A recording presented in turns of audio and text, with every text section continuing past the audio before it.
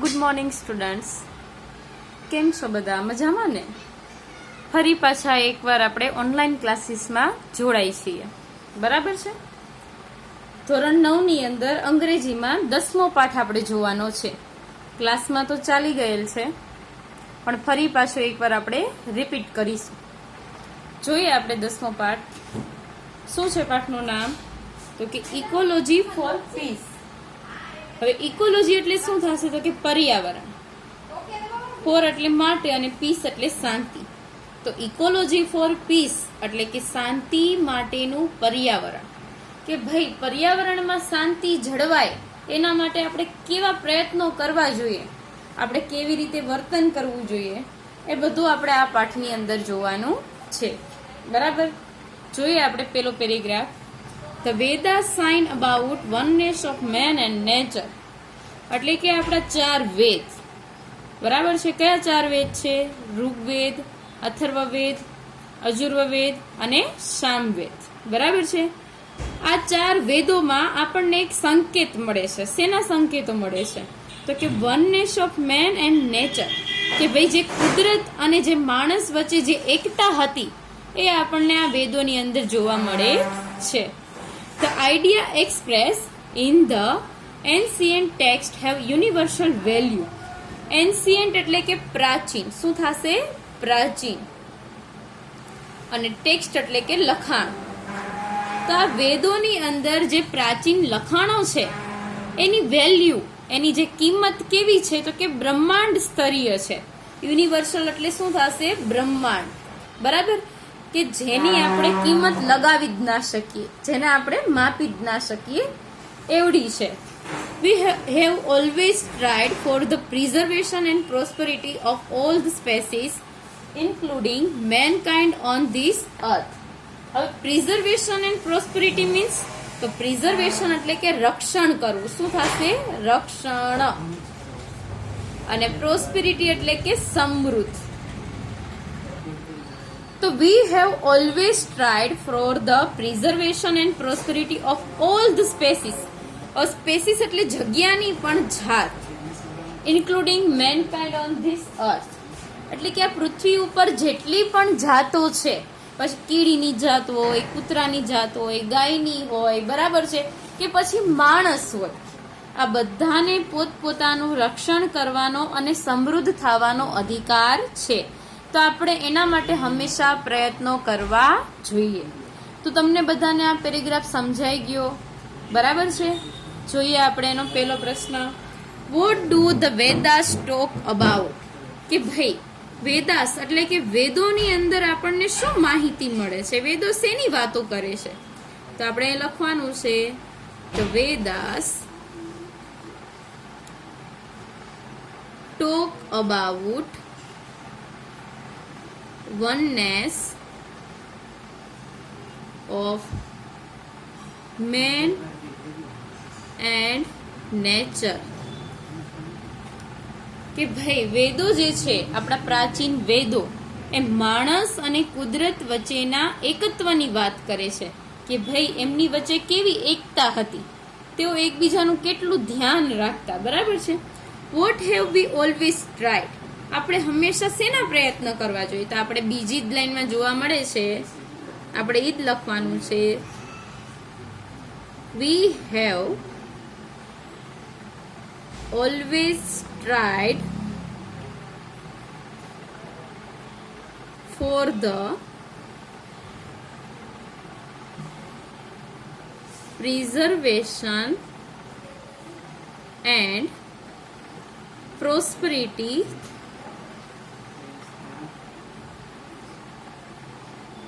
of all the species, including mankind on this earth. બરાબર છે? કે પૃથ્વી ઉપર જેટલી પણ જાતો છે, બરાબર? પ્રાણીની જાતો હોય, પક્ષીઓની જાતો હોય, કે પછી માણસની જાત હોય, એ બધાનું આપણે ધ્યાન રાખવાનું છે, બધાને સમૃદ્ધ કરવાના છે, એમનું રક્ષણ કરવાનું છે, એટલા જ આપણા પ્રયત્નો હોવા જોઈએ. ત્રીજો પ્રશ્ન, the idea express in the ancient text have ... એટલો એનો મિનિંગ એવો થાય કે આ વાક્ય અધૂરું છે, આના પછી તમારે પૂરું કરવાનું છે. તો પહેલા આટલું આપણે લખી લેવાનું. The ideas expressed in the ancient text have શું આવશે? Universal value. કે ભાઈ જે વેદોની અંદર જે વિચારો વ્યક્ત કરવામાં આવેલા છે, જે લખાણો છે, એની વેલ્યુ બ્રહ્માંડ જેવડી છે, બરાબર, કે જેને ક્યારેય માપી શકાતી નથી. બીજો પેરેગ્રાફ જોઈએ. તમને પેલો પેરેગ્રાફ અને એના પ્રશ્ન જવાબ સમજાઈ ગયા વ્યવસ્થિત? ન સમજાણું હોય તો વિડીયો ફરીવાર એકવાર રિપીટ કરી લેવાનો, પણ વ્યવસ્થિત સમજી લેવાનું. હવે જોઈએ બીજો paragraph. The Atharvaveda give us a great idea. કે અથર્વવેદ આપણને એક સરસ મજાનો એક વિચાર આપે છે. It means the whole world live as one single unit like a nest. એટલે કે આખું જે વિશ્વ છે એ કેવી રીતે રહે છે? એક માળામાં રહે છે, બરાબર, એક સિંગલ યુનિટ એટલે કે એક માળાની જેમ રહે છે. ઓલ ધ લિવિંગ બીંગ એટલે કે જેટલી પણ જીવંત વસ્તુઓ છે, હેવ ધ સેમ રાઇટ. બધાને સરખો અધિકાર છે. રાઇટ એટલે અહીંયા જમણું નહીં, પણ શું થશે? અધિકાર, હક જેને કહેવાય. ટુ લીવ એટલે કે રહેવાનું, એન્ડ થ્રાઇવ સમૃદ્ધ થવાનું. તો તમને હજી એક સિમિલર વર્ડ મળ્યો. કોનો? તો કે પ્રોસ્પરિટીનો. પ્રોસ્પરિટીનો સિમિલર વર્ડ કયો છે? થ્રાઇવ. થ્રાઇવ એટલે સમૃદ્ધ થવું, બરાબર છે. તો પૃથ્વી ઉપર જેટલી પણ સજીવ વસ્તુઓ રહે છે, બધાને સરખો અધિકાર છે કે તેઓ સમૃદ્ધ થાય અને જીવંત રહે. આપણે કોઈને મારી નાખવાનો અધિકાર નથી, પછી ભલે ને તે કીડી હોય. એવું આપણને વેદોની અંદરથી આપણને માહિતી મળે છે. ધીસ કેન બી અચીવડ થ્રુ કો લિવિંગ ઓનલી. અને આટલું માત્ર ક્યારે બની શકે? આવું ક્યારે થઈ શકે? જ્યારે આપણે બધા સાથે મળીને રહીએ ત્યારે, બરાબર છે. જો આપણે ઝઘડી કર્યા રાખીએ તો શું થાય? તો આપણે સમૃદ્ધ ના થઈ શકીએ અને શાંતિથી રહી પણ ના શકીએ. તો શાંતિ જળવાતી નથી. તો અહીંયા તમને શેની વાત કરી છે? તો કે તમારે બધાને શાંતિથી એક સાથે રહીને ચાલવાનું છે, એકબીજાને સહકાર આપવાનો છે, બરાબર છે. કોઈનો અધિકાર લઈ લેવાનો નથી. તો પહેલો પ્રશ્ન, what does the Atharvaveda say about living બીંગ્સ? કે ભાઈ અથર્વવેદ જીવંત વસ્તુઓ માટે શું કહે છે? તો આપણે જોયું આપણી બીજી લાઈનમાં કે living beings have the same right to live and thrive. તો આપણે અહીંયા લખશું the Atharva-ved say about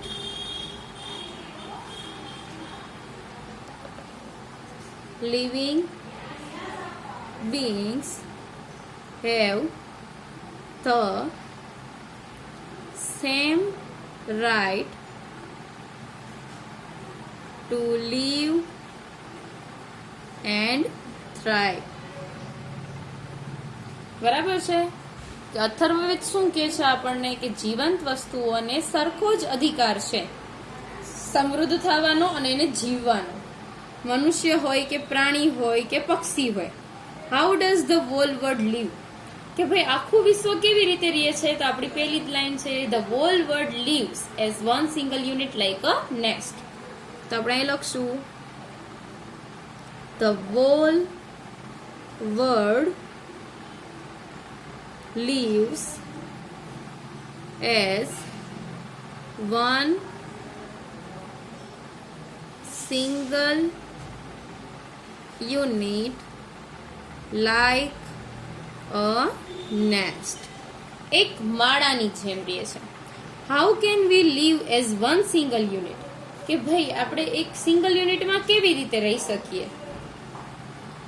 તો અહીંયા લખવાનું we can live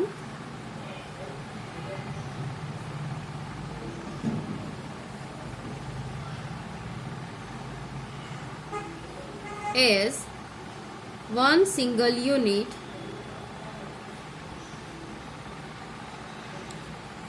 through એટલે દ્વારા through co-living only, કે આપણે જો એકબીજા સાથે રહીએ તો આપણે એક માળામાં રહી શકીએ. બરાબર છે? તો તમને આ 3 પ્રશ્ન સમજાઈ ગયા. તો આજે આપણે આજના લેક્ચરમાં કેટલા પેરેગ્રાફ જોયા? તો કે બે પેરેગ્રાફ અને ટોટલ 6 પ્રશ્ન. તો જે કોઈ લોકોને લીથામાં બાકી હોય પૂરવાના તો એને વ્યવસ્થિત પૂરી લેવાના, અને ન સમજાય તો વિડીયો ફરી એકવાર જોઈ લેવાનો. બરાબર છે? તો આજના લેક્ચરમાં બસ આટલું જ.